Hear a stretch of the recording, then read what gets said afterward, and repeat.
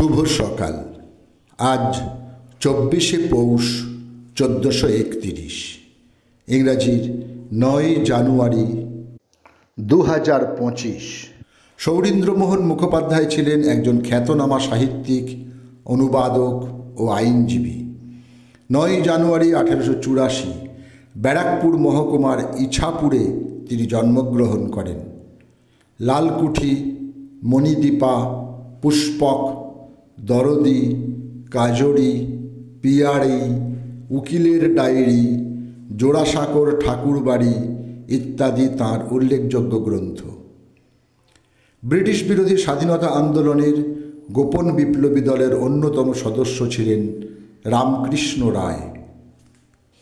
2রা September 1933 মেদিনীপুরের জেলাশাসক বার্জকে হত্যা করতে গিয়ে ধরা পড়েন এবং প্রাণদণ্ডে দণ্ডিত হন। আজ এই মহান বিপ্লবীর জন্মদিন। 9 জানুয়ারি 1912 চিরমাতসাইতে তিনি জন্মগ্রহণ করেন।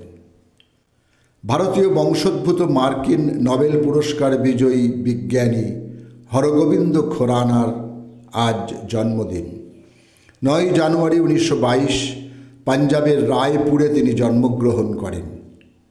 অ্যামিনো অ্যাসিডের কার্ডনের সিকোয়েন্স বের করার এক সহজ পদ্ধতি তিনি আবিষ্কার করেছিলেন।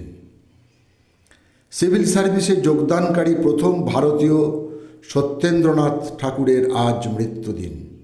সময়টা 1923। তিনি ছিলেন বাঙালি লেখক, সঙ্গীত স্রষ্টা ও ভাষাবিদ। পারিবারিক পরিচয় তিনি ছিলেন রবীন্দ্রনাথ ঠাকুরের অগ্রজ। রথী ঠাকুরের স্ত্রী ও রবীন্দ্রনাথ ঠাকুরের পুত্রবধূ প্রতিমা ঠাকুরের আজ মৃত্যুদিন। সময়টা 1969। তিনি ছিলেন একজন লেখিকা, কবি, চিত্রশিল্পী এবং নৃত্য বিশারদ। রবি ঠাকুরের নৃত্যনাট্যগুলির নৃত্য নির্দেশক ও পরিচালনায় তাঁর ভূমিকা ছিল চিরস্মরণীয়। রবীন্দ্রনাথ ঠাকুর প্রতিষ্ঠিত বিশ্বভারতীর বিভিন্ন কাজে তিনি নিজেকে নিয়োজিত রেখেছিলেন। সুবিনয় রায় কলকাতার ব্রাহ্ম পরিবারে জাত, আজন্ম ব্রহ্মসঙ্গীতে লালিত প্রখ্যাত বাঙালি রবীন্দ্রসঙ্গীত শিল্পী। বিশ্বভারতী বিশ্ববিদ্যালয়ে তাঁকে দেশিকোত্তম ও পশ্চিমবঙ্গ সঙ্গীত একাডেমি আলাউদ্দিন পুরস্কার সহ বহু পুরস্কারে তিনি সম্মানিত হয়েছেন। কলকাতার টেগর রিসার্চ ইনস্টিটিউট তাকে রবীন্দ্র তত্ত্বাচার্য উপাধিতে ভূষিত করে। 9 জানুয়ারি 2004 কলকাতায় শিল্পীর শেষ নিঃশ্বাস ত্যাগ করেন।